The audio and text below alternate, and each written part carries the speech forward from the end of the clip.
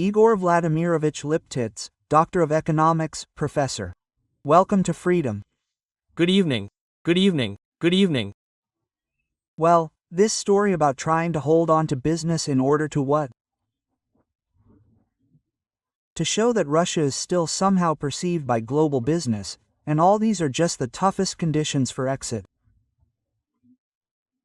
To what extent is this, really, an effective tool to, well, at least a little delay and support this appearance that Russia is still perceived in the world under Putin's regime? Well, it's pretty funny.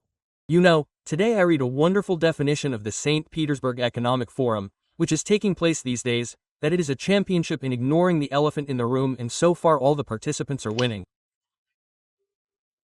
All this sounds very funny, but pay attention to such a funny detail, that usually all Russian businessmen, the largest, richest owners of Russian companies, came to this forum to look for some contacts with foreigners, to conclude some contracts, to look for some new export opportunities.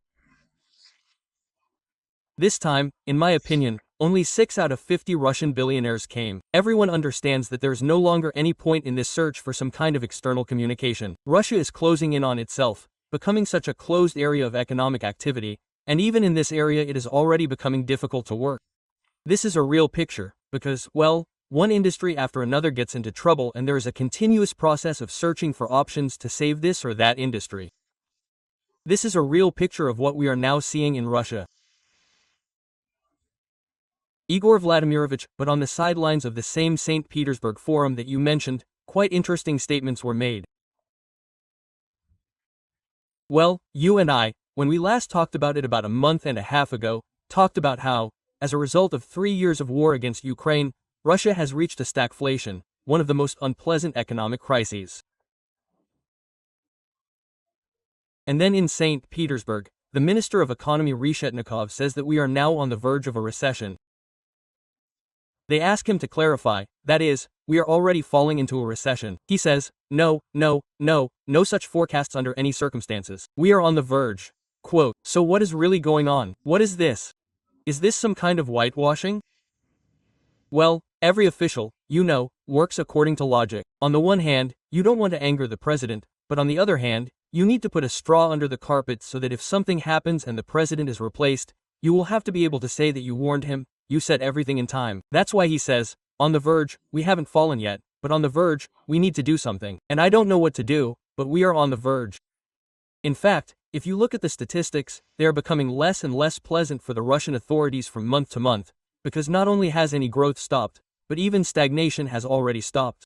The economy has begun to decline. It is not very large yet, somewhere around 0.4% per quarter, but what is called, if 2 quarters in a row, then, in general, logically, this is called a recession. Oreshkin and Reshetnikov, they are now operating with the fact that, according to the standard scheme, a recession is the situation in the economy after the last 2 quarters of decline. So far there has been 1 quarter, so formally they can say that there is no recession, but, apparently, there will be. And therefore, of course, they are already in a situation of some anxiety, and they are trying to gently warn about this, that we see, let's do something. And what can they do? It is not they who decide to stop the war. It is not they who decide to reduce military spending. And they can only report that the situation in the economy is difficult. Make some decision. But what can they offer?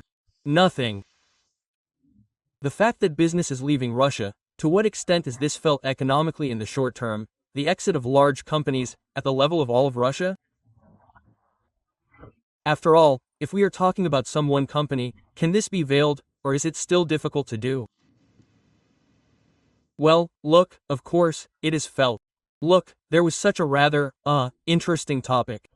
This is an attempt to revive the Soviet automobile industry. The Soviet Union, as they say, left a rather lousy automobile industry in Russia with very outdated cars. There was no chance to do anything good. But then cooperation began. Here are the first decades of the 21st century with foreign automobile companies. So, Renault came to save Avtovaz. So, Daimler-Benz began to cooperate with Kamaz. Well, in general, some improvement in the Russian automobile fleet began. Some decent cars began to appear. Now all these companies have left Russia, and we see the most complete, well, of them, I would say, collapse of the automobile business in Russia. They can't make cars. In general, they are losing markets, losing interests. And, in general, there is a rescue of sales and passenger cars. There are already more than 100,000 unsold Ladas on the sites. KAMAZ is in a very bad position. Well, here is the picture. Large foreign companies that built automobile factories, built factories for the production of components, yes, so that normal cars could be built, have left. Now this is gone. Russia cannot make its own components, so we get increasingly lousy, outdated, and interesting cars that even Russians do not want to buy. It turns out to reorient themselves to other suppliers, for example, to China. After all, cooperation is deepening, it is not enough. Well, how can I tell you? Why does China need this? Why does China need it? It is profitable for China to sell its fully equipped cars, and to help Russia make its own car. Why? It is not profitable for them. Moreover, I would say that China is not really increasing its presence at all. They supply finished consumer products, and then to build some automobile factories. For how many years now Putin has been asking Xi Jinping to build at least some large Chinese plant in Russia, including for the automobile industry. The Chinese leader smiles politely, but does not build anything and has no plans. Therefore, well, they sell some goods, what is called, God forbid, what is no good to me, that it has become difficult to sell in other markets, including the American one. They dump them in Russia. Therefore, the volume of supplies of finished Chinese products is growing. But for them to help raise some sectors of the Russian economy, there is none of this and there will be none. Igor Vladimirovich, well, in fact, these statements that were made in St. Petersburg, after all, they tried there, including, commenting on the situation with Western companies, says that we even have some arrivals of Western companies, passing them off as this arrival, simply when a company that has not yet had time, in any case, to leave, bought some business in the territory of the Russian Federation. And these cases are presented as attracting new Western players to the Russian market. Again, this is an attempt for the domestic, so to speak, consumer, well, just to create a kind of, well, theater about how, yes, everything is still okay with us. Well, I would say, even for one consumer, for the president and no one else. So it's funny to watch how they talk, Russian officials. So, at the same forum, the Minister of Economy Reshetnikov speaks and says, "We are preparing for the return of foreign companies." Next to him, the Minister of Finance speaks and says, "Every month, we review dozens of applications for foreign companies to leave Russia." It all sounds as if people are not from the same Russian government and even live in different countries.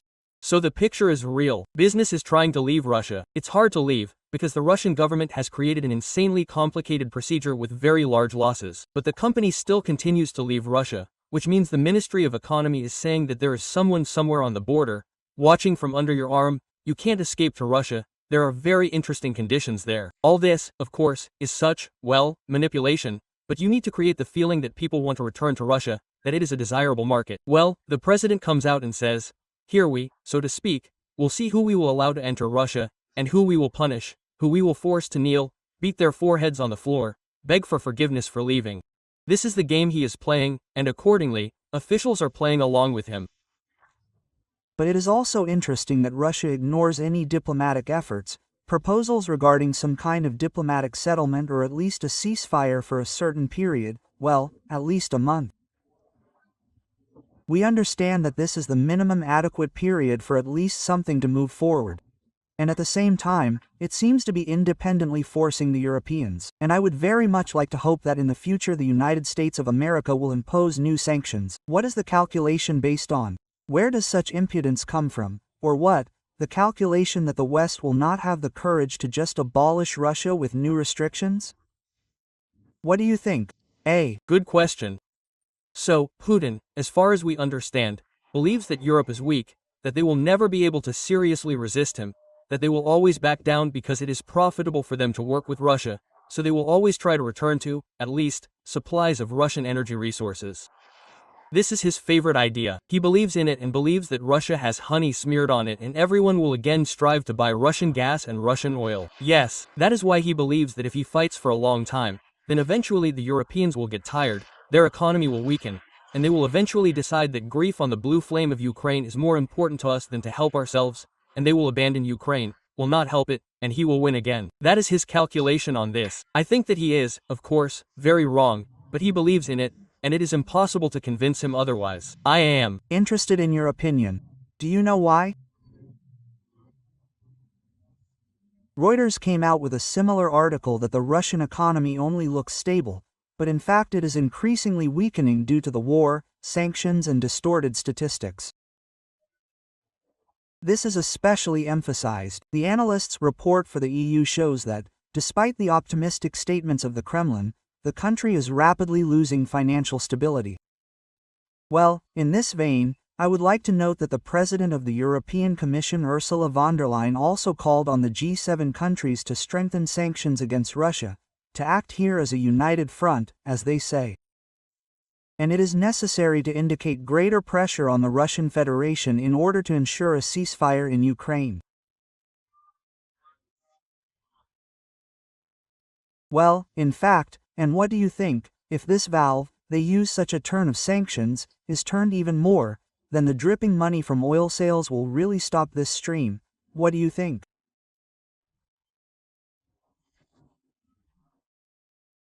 And then the military machine will really feel it and perhaps stop. Well, look, then, I always say that we need to look at the history of the Soviet Union, since today's Russia is, well, a rather shabby, but a re-edition of the Soviet Union. The Soviet Union had a huge military machine, a gigantic military industry, huge stockpiles of weapons. The arms race was the central theme of the entire Soviet economic and political life. And they had no intention of disarming themselves in any way, reducing the army. All this periodically arose such talk, after which everything increased again and the arms race was constant.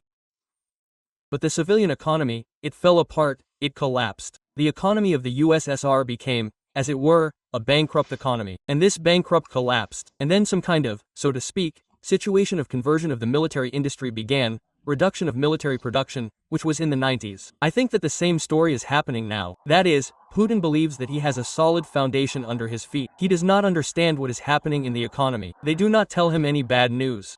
They tell him beautiful figures, that he had growth of 4% last year. But in fact, if you adjust for real inflation, it was a decline. But they do not show him real statistics. You cannot anger the president. Therefore, they tell him beautiful lies. He uses these lies in order to understand the world around him, to understand his position in this world and, accordingly, to make a decision. Therefore, I think that the picture is that the Russian economy will collapse. This process is underway, it is real, because already now, well, how can I say, the problems are not only of some individual enterprises, problems are beginning on the scale of industries. Here again at the same St. Petersburg Economic Forum, someone sometimes says something, right? Here was a phrase that, it means, ferrous metallurgy is in big trouble. Russia is a well-known topic, that, it means, metallurgical enterprises will be completely shut down. Maybe not all at once, but some will have to be shut down, because they are completely unprofitable. It is unclear how to continue. The coal industry is in complete trouble. The forestry industry is in huge trouble. That is, there are many Russian industries that are now so weakened that this is already shaking the economy of Russia as a whole. I think that there will be more and more such stories, and these fires will burn, and this will increasingly resemble a fire in a peat bog.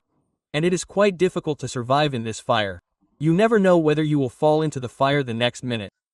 This is what is starting to happen in Russia. How to put out these fires? It is impossible to understand, because a lot in Russia was calculated on the fact that Russia is an exporting country. The sanctions have cut off these export flows. Russia has no other markets, and it is acquiring excess capacity that it has nothing to spend on. This is the case with ferrous metallurgy. Russia's ferrous metallurgy has always supplied 35% for export. No export, right? Europe has stopped buying. It is unclear what to do with it. China is not buying. India is not buying. Where to put such a huge mass of metal? This means that metallurgical plants need to be closed. And by closing metallurgical plants, again, budget revenues will fall. They have not only imposed a tax on profitable metallurgy, they have also imposed an excise tax on liquid steel. Such an incredible tax innovation, complete nonsense, but they introduced it because they need money.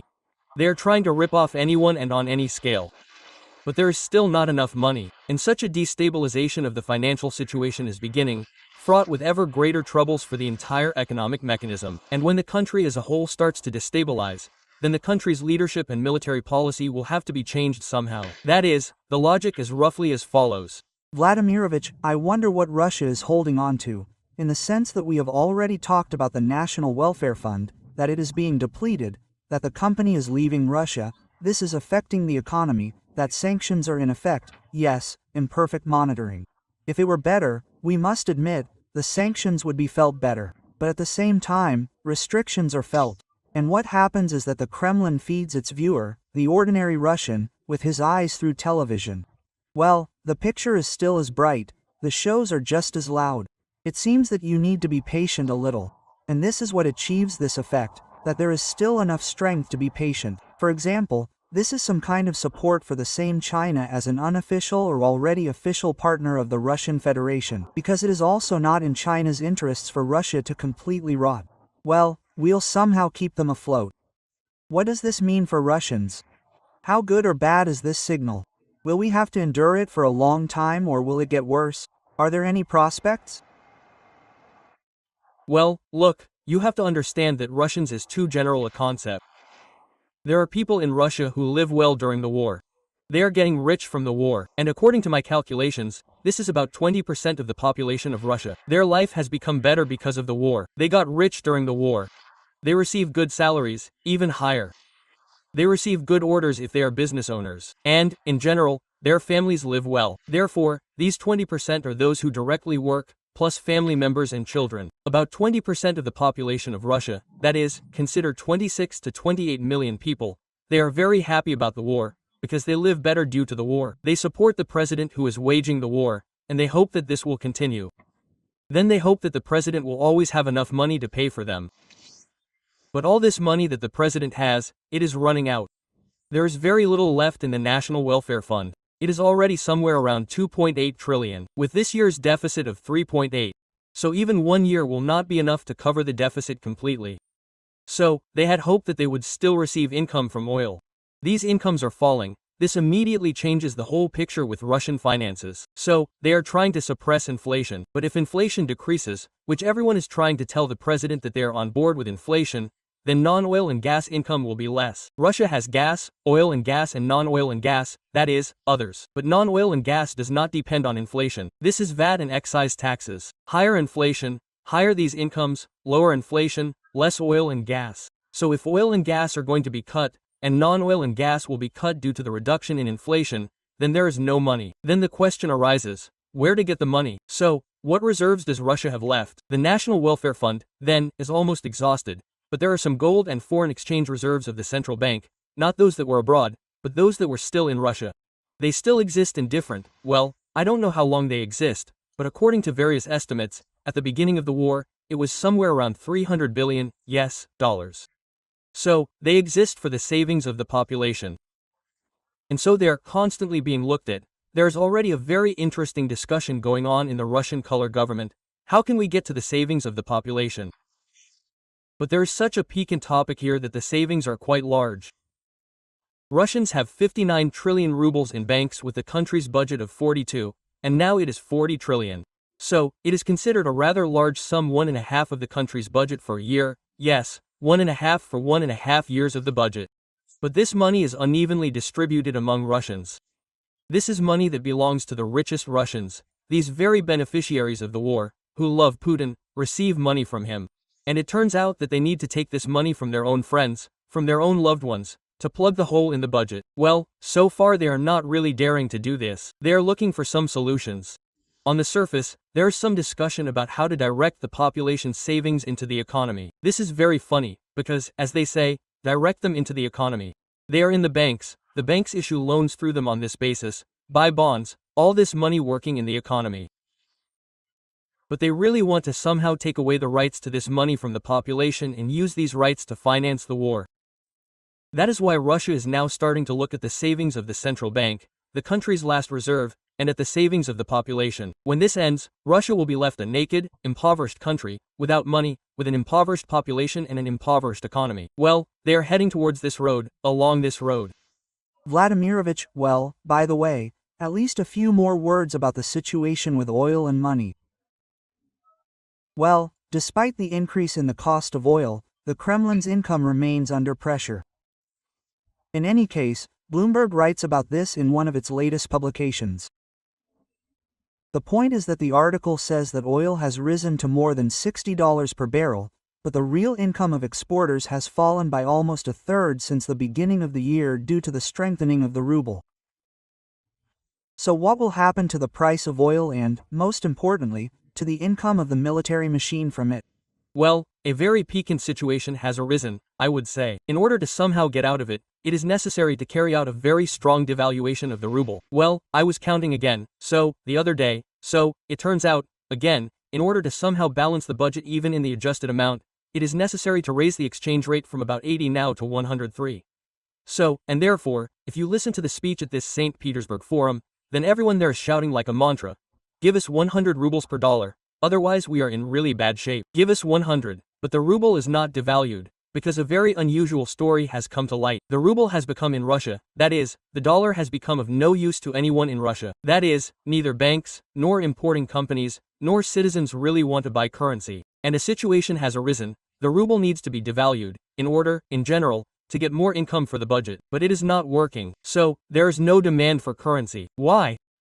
Because 50% of foreign trade is in rubles. Well, this is not very good and not very bad, but in any case, currency is not needed there in this turnover. The population is afraid to take foreign currency. Nobody knows whether the currency hardening in Russia will be cancelled tomorrow. The banks do not know why they need the currency, what to do with it. You can't put it into anything, you can't invest it anywhere. That's why they don't want it. Well, in general, the situation is quite complicated, so devaluation is needed, but devaluation is not possible. And without devaluations and at a low price, incomes fall. This is exactly what you said, what led to that the budget revenues fell by 2.6 trillion. And it was necessary to urgently adjust the budget for the 25th year in May against the November version. And there the deficit was set at 1.2 trillion. But the situation with money is so bad that the deficit had to be increased to 3.8. And now we need to borrow money somewhere to close this gap. That means we will need to sell a huge mass of finance ministry bonds, the so-called OFC, in order to get money. But to get this money, to sell, now you have to offer a very high income, lure with a high yield. Remember the story with, these GKOs in the 90s. And now they are already offering 15% per annum, if only someone would buy. The national debt is growing very rapidly. The costs of servicing the national debt are growing. Today, Russia spends more on servicing the national debt, that is, repaying old debts and interest on them, than on all of Russia's medicine or all of Russia's education. Enormous expenses. The accounts chamber is already panicking, but the picture is that destruction is underway. It is becoming increasingly difficult to plug financial holes. And if, you see, this low price continues or the price is even lower and the ceiling of the permissible price of Russian oil is lowered to 45, then the financial situation will worsen very much. Igor Vladimirovich, thank you for such a detailed analysis. I think we will continue in the next broadcasts. There is still something to talk about. To the viewers, let me remind you that Igor Liptitz, Doctor of Economics, Professor, was in touch with us. The main events of Ukraine and the world. The most interesting analytical reviews from authoritative speakers on YouTube Freedom. Subscribe to stay up to date with events.